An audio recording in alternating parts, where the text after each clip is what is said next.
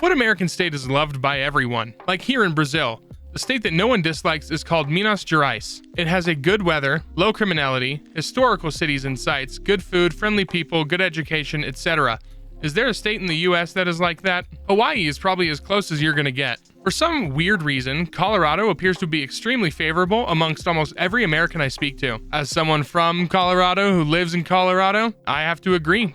Colorado's really like the whole package, I would say. Not you, Mississippi. A lot of people have mentioned Hawaii, but another really popular one is Colorado. Who hates Rhode Island? Who thinks about Rhode Island? What's a Rhode Island? I'll throw Vermont in the mix. Not much to dislike unless you hate the cold. Everyone loves New York's money. How can you guys have so many factories devoted to cheesecake? We have a Cheesecake Factory in Cleveland that pumps out restaurants. That part is easy. The hard part is separate factory needs to print out all the 40-page menus. They also do CVS receipts, because we are all secretly golden girls. Every day I work the cheesecake lines that I may scrape up enough money to buy one rock and roll album. Have you ever had cheesecake? I haven't had cheesecake in so long. I want some cheesecake real bad. I'm a Scottish person and tried Cheesecake Factory on a trip to Vegas. I shit you not, the portion I got would have served 4 adults. Along with the constantly refilled drink, I could only eat a small amount, so they boxed it up, and I gave it to a homeless person who seemed delighted. Ha! That's funny. I was hosting a family from Spain and we went shopping. They got hungry, so I suggested going to the Cheesecake Factory, which was in front of them. They said, "Oh no, this is a bakery. We want to eat lunch." I took them closer and showed them the menu posted on the wall outside. Well, everyone went in, had a nice lunch, and then all of us ordered some kind of cheesecake for dessert. They were gobsmacked at all the choices just for different types of cheesecake. The cheesecake lobby is really powerful. Generations of legislators have gone to Washington with the promise to end big cheesecake. But when they got there, the money, the cars, the jewelry, and the desserts just proved too alluring. And of course, legislators from some states like Washington simply have to toe the line on cheesecake subsidies or risk a primary challenge. We need industry to match the output of the cheesecake mines. We chunky! 90% of their menu is non-cheesecake, but the cheesecake is the only thing they're actually good at. Wait until you hear about the cheesequake. Terrible tragedy. Thousands died when the cracks opened in the earth, and molten cheese came gushing out and wiped a small town off the map. Fondue is illegal in New Jersey to this day. How come you don't have so many factories devoted to cheesecake? There are 320 million or so people in the United States. If each one can pump out 6,000 cheesecakes in a day, you'll still need around 107,000 factories to just meet the basic 2 cheesecakes a day Americans require. This is why I feel sorry for the rest of the planet. Today, I became an American. What does being an American mean to you? I'm filled with emotion and feeling proud when I got my naturalization certificate. I am originally from Iraq, and I'm trying to hear from y'all of what makes you proud of being an American, and what does being an American mean to you? Hey man, you tell us. I was just born into it. You worked for it. Props and welcome. It's the freedom being who I am, loving who I want, ditching religion, feeling ambitious and hopeful, feeling safe in my home, and eating fine-ass burgers. How does it feel to use y'all and be 100% bona fide? Congratulations and welcome. Stories like yours make me proud to be an American because we live in a country that anyone can become a part of. I know it's the classic stereotype, but go eat a bunch of food, especially when buffets start to open again. Congrats. Freedom and hamburgers. Barbecue, families, and friends. Also, congrats on becoming American. Hope you lived your best life. And what do you like about America? Being an American is hating China and eating hamburgers for me. The stereotypes don't lie. Although the real part of being an American is that being an American can be anything you want if you try hard enough. Welcome to the States. We are the source of power, not the government. If truer here than any other country, we are the original example, but it requires continued effort or it is taken away from us. And a great welcome to you, a new power. To be an American is to be based as If visiting America, what is something that person should never do? I talk to foreigners often and get this question from time to time. I was wondering if you all had some good ones. I always tell them if pulled over by the police in America, absolutely never get out of your vehicle unless asked to by the police. Don't use politics as a conversation starter. That's something we really only ever discuss with family in person. I was surprised how often US and world politics came up as an opening conversation while traveling in Europe last year. Don't drive on the left side of the road. The legal drinking age in the United States is a firm 21 everywhere. So if you come up from a country where the legal age is 18 and you are under 21 and you attempt to buy any alcohol, you will be unable to. Don't go to dangerous neighborhoods because you saw them on TV. Not a foreign visitor, but a naive friend from Colorado came to visit in California and wanted to see the gangs on Crenshaw in South Central LA because he'd seen it on some cop show. Yeah, no, we're not driving through the hood so you can take pictures of the thugs and poor people. He's a Latino guy too, so the last thing I needed was someone thinking he was cruising and looking for a fight. Back in my MMO days, a Scottish friend of mine went to Atlanta once and called a black guy boy. I guess you just call people boy in Scotland? Yeah, do not call black people boy. It is perceived as racist, talking down to them, and it's a good way to get in a fight, especially in the South. Try to smoke cigarettes where everyone else is. Lighting up within a building is a no-go. Don't carry a large amount of cash on you or carry only big bills. This is so common in Japan, a cash-based society. A student of mine here in Japan told me her husband had his wallet stolen in Boston when he was carrying mostly cash. Major cities and large stores, restaurants are very card-friendly. It's safer and easier. The word is a lot more offensive in the US and Canada than in other English-speaking nations. Don't use it casually. Do not haggle for prices except at pawn shops or secondhand shops, car dealerships, flea markets, and internet phone cable providers. You'll be mocked if you do that anywhere else, as it is considered rude. Don't try to make it cross-country in a day, especially during extreme weather. You're not going to be able to make it cross-country in a day, no matter what. Weather or not. Haha. Hey. Don't try to walk along really busy roads. Not all roads have sidewalks. Not all roads are walkable.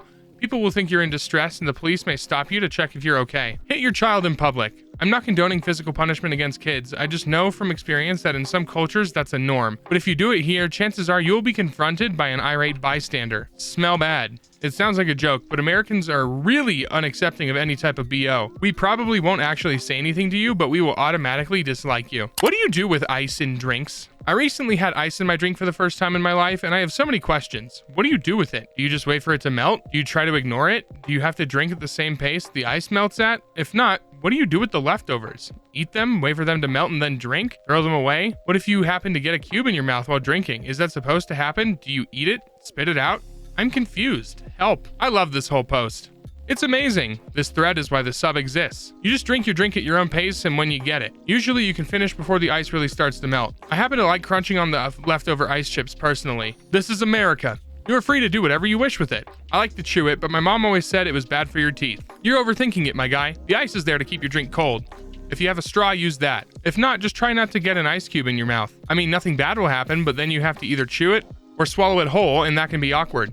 When you finish the drink, you can eat the ice if you want to, but that's just not super polite if you're at the business lunch or a first date. Otherwise, just ignore it. If you really just don't like ice, you can always ask for your drink without ice. It's uncommon, but it's not super weird, and your server or host isn't going to give you grief over it or anything. You don't want it to melt because then the drink will be watered down and it won't taste as good. So it's a good idea to drink at a good pace.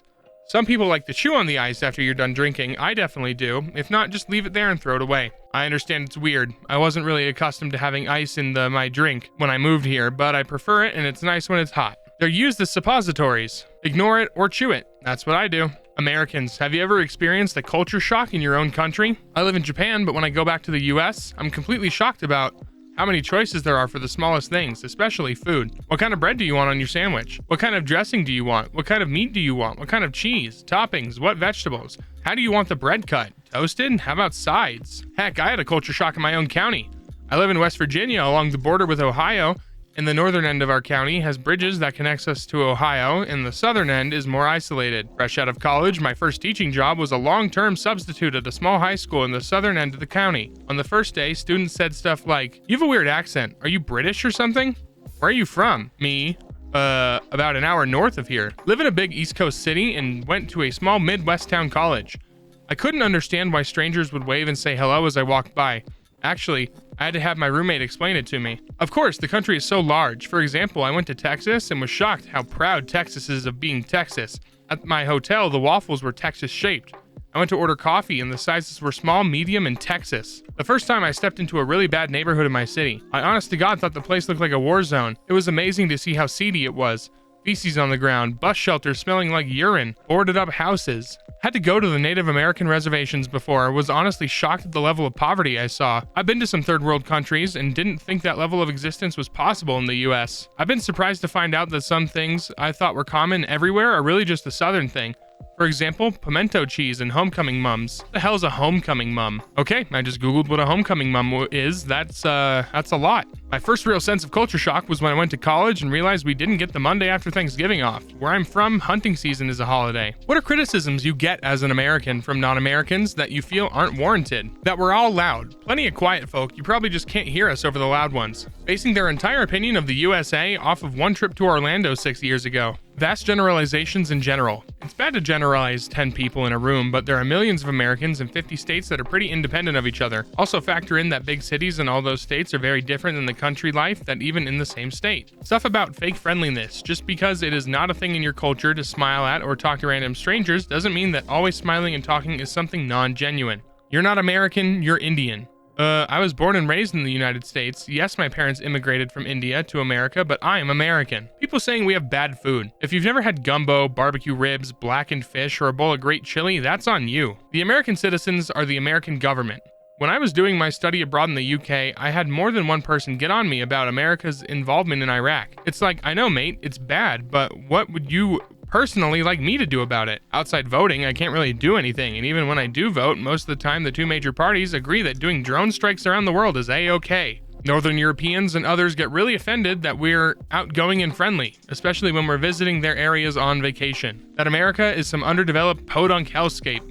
We are a huge nation with vastly varied landscapes that are awe-inspiringly beautiful. There's also the hellscape. When non-Americans say we are the most racist country in the world, and that we are the cause of most of the world's problems. The negative American education system comments. The American education system sucks. There isn't one system, there are 50 systems, and some, like my states, rank very well. So for both those reasons, those comments talking about the one system are wrong and unwarranted. Now we're not well traveled. We barely get enough time off work. Flights to go anywhere are very expensive. Europeans can easily be in a new country in 2 hours. Meanwhile, I'm stuck in the Midwest. And the only countries I can realistically travel to easily are Canada and Mexico. Somehow we're the cause of all the world's issues without even recognizing centuries of European-led imperialism, that we're too stupid to comprehend measurement systems, meaning metric. Meanwhile, most of us are not only familiar with metric and use it for some things, we are also fluent in another much more complex measuring system and use it easily in everyday life, that we force our culture on everyone else. Look, no one is propping your eyes open Clockwork Orange style and forcing you to watch the latest Avengers movie. Food quality and safety. The US is consistently ranked top 5 in the world for the quality and safety of our food. Is it normal in the US to talk to strangers? My first stop in the US was Boston, and I was really surprised that strangers talk to me so often. They just approached me and asked what language I was talking, or complimented me on my shoes or some other random stuff. To me, that felt so weird. Don't get me wrong, I think it's nice and I somehow liked it, but it is very uncommon where I come from. In 29 years, what happened to just a few times, and usually at night by some drunks who want to beat you up, Lamau. I'm French, and the only people who talked to me kindly in Paris were American women. Absolutely. Here are 2 examples from yesterday. My brother and I talked to some old man at a gas station in some random town for 30 minutes because he correctly guessed that we used to play football. At a hotel, I got in an elevator with a lady 3 times in 12 hours. The first time we said Merry Christmas, the second we introduced ourselves, and the third we talked about what her kid was getting for Christmas. I live in the southern US, but I was in Boston recently. 4 members of my family and I are standing on a sidewalk discussing where to have lunch.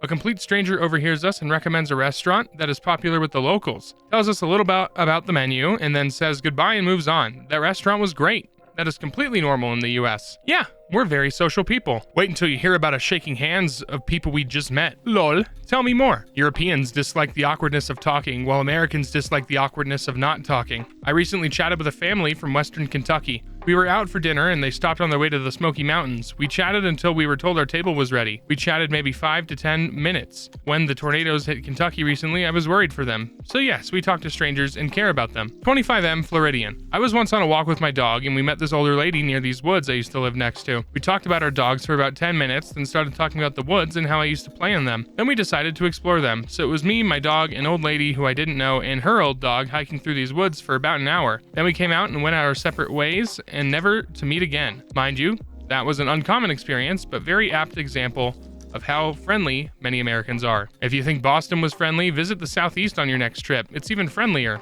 I mean, almost everyone is a stranger. Who else are you going to talk to? Do Americans realize how gorgeous the nature in the US is? Yes, we do. I've seen some beautiful nature here in Europe, but visiting Western US had me in awe. Not just the well-known spots as Yosemite and the Grand Canyon. There's so many spectacular deserts, and only separated from huge mountain ranges by a few miles of impressive flat valleys. Do Americans in the city realize how gorgeous the nature is over there? And do people who, for example, live in the Bay Area or LA sometimes make a trip to some of these exceptional places? Edit. So much people sharing memories and stories of their relationship with nature from east to west and north to south. Awesome to read, and it's fantastic you guys treasure what you have over there. The National Park Service is the second most popular government agency, even more popular than the NASA. People understand that our nature is beautiful and needs to be protected. Yes, vacationing within the country is extremely popular here. There's a reason we stereotypically never leave the country. There's so much to see and do within our own borders. Why go elsewhere? As an East Coast resident, the scenery out west never fails to blow me away when I see it in person.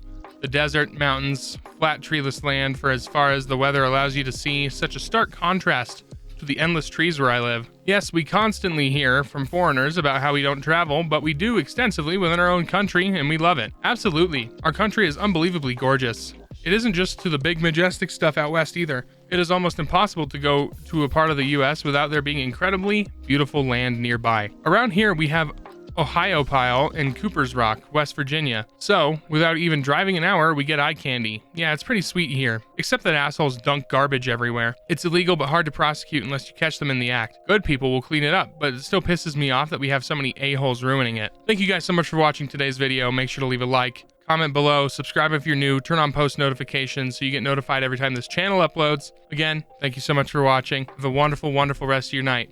Bye-bye.